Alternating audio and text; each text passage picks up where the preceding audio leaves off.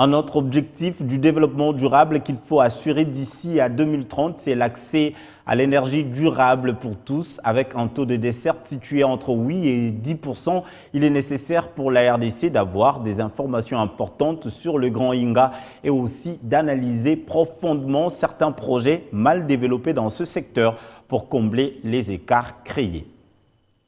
Plus de potentiel, moins d'accès pour tous à l'énergie. Les taux de desserte en énergie électrique en République démocratique du Congo varient entre 8 et 10%.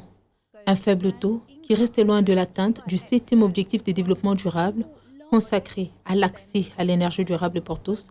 Consciente de cet écart considérable, les différentes parties prenantes engagées à affronter cette grande problématique d'énergie en RDC se sont retrouvées pour des cogitations.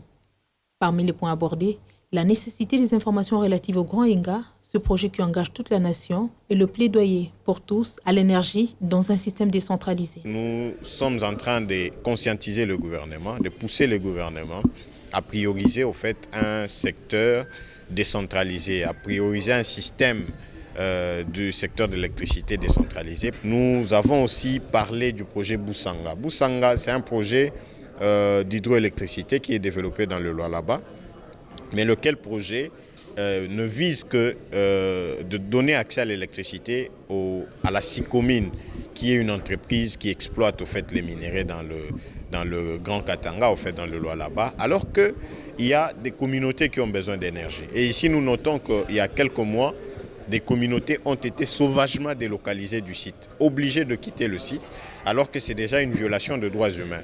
L'échec de certains projets mal développés a aussi été passé en revue. Ils ont parlé de la nécessité, par exemple, pour l'Ituri, de réhabiliter la centrale de Boudana. Ils ont parlé de la problématique de la centrale de Boussanga, où on a vu des images choquantes, c'est-à-dire des villages, on a parlé, je crois, village 48 heures et d'autres villages où les personnes ont été déguerpies sans avoir été indemnisées. Ils ont parlé de la nécessité de donner beaucoup plus d'informations sur le développement du grand projet d'Inga. C'est un projet qui engage toute la nation.